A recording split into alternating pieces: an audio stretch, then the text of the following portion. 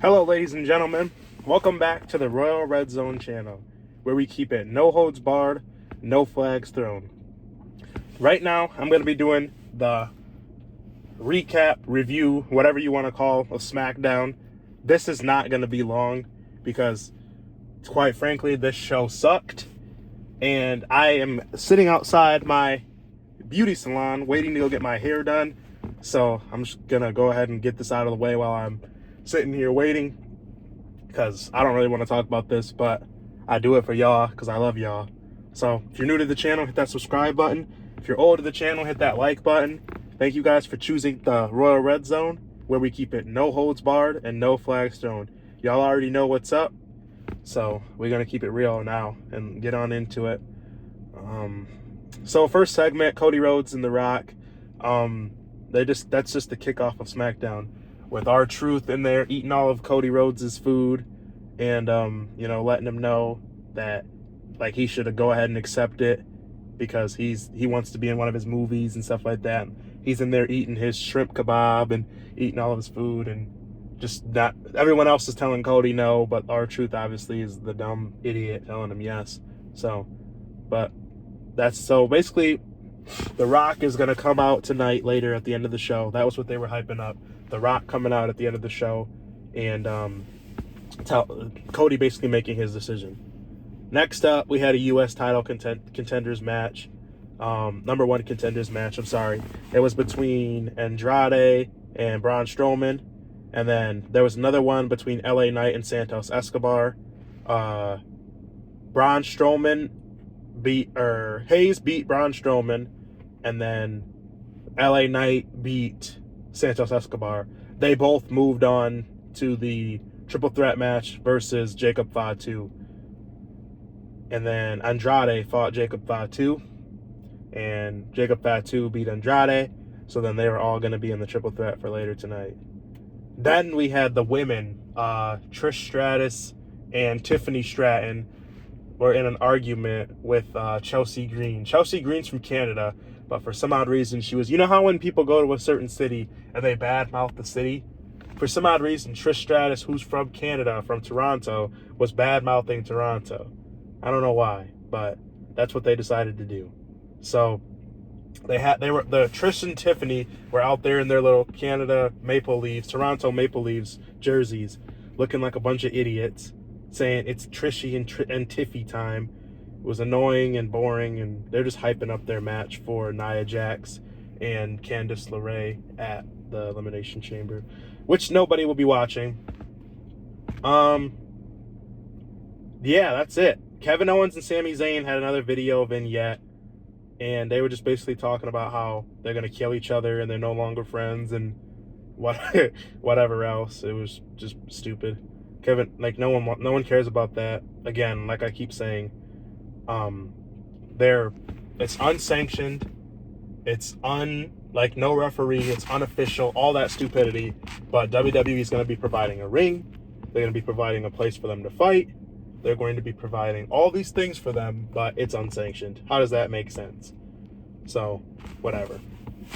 I digress. We move on to probably the best segment of the night. All the men were in the ring at once. All the Elimination Chamber people.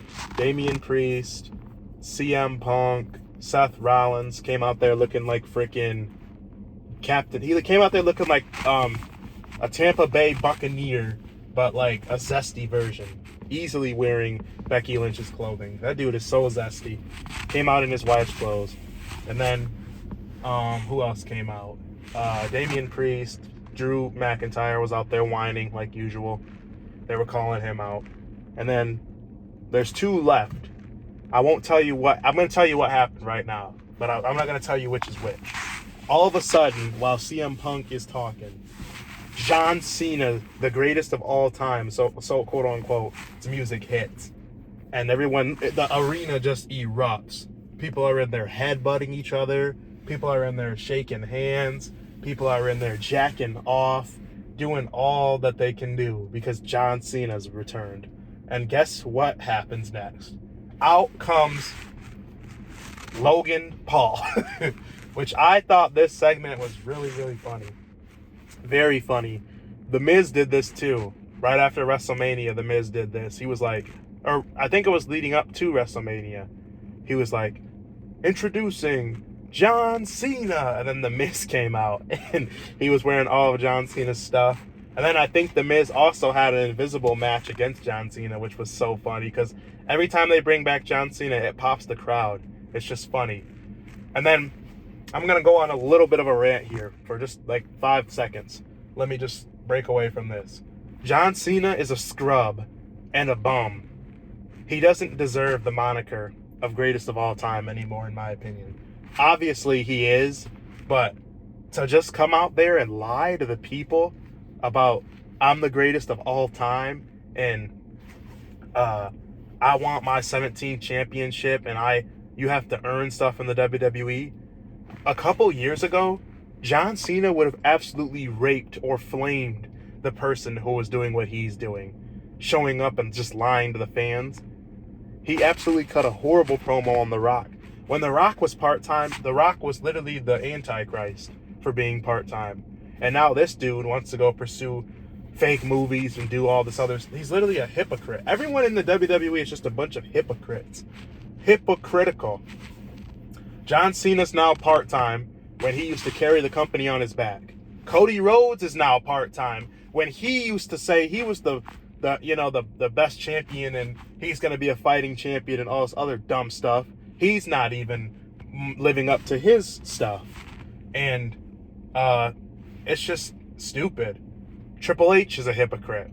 Apparently we're going to be doing long-term booking and long-term storytelling, and he isn't long-term book nothing. He isn't long-term book. He's just wasting everyone's time. So I'm so tired of this hypocritical. We're literally living in the hypocritical age where everyone just lies and they just try to get everyone hyped up, but no one cares. And I'm just so frustrated and so tired of it.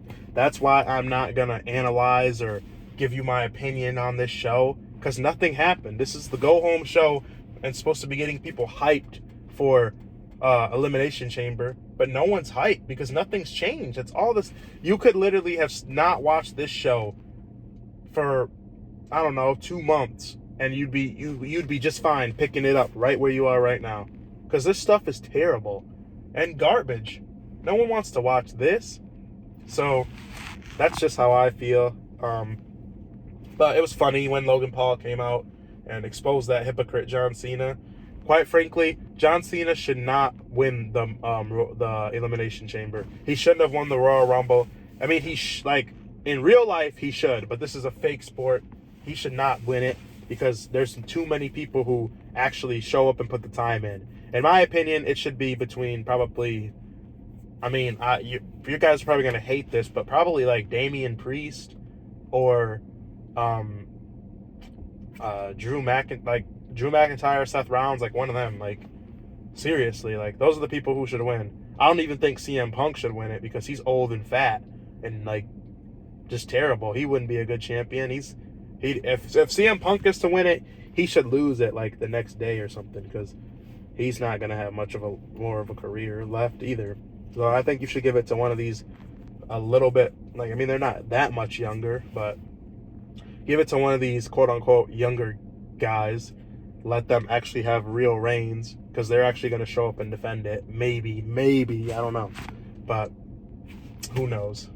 I mean, if Gunther and Jey Uso is a WrestleMania match, then anything that we see now could be a WrestleMania match. Any of those guys could very easily main event WrestleMania. Because in Triple H's WWE, no one's bigger than the WWE besides his freaking Hall of Fame, toot my own horn, jack my own self off self. So, yeah.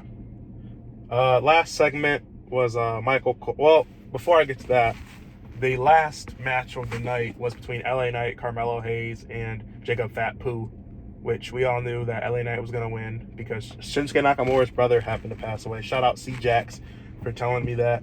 Shinsuke Nakamura's brother passed away, so they just figured that they'd, they're going to try to get the title off of him because he's going to end up needing time off anyway.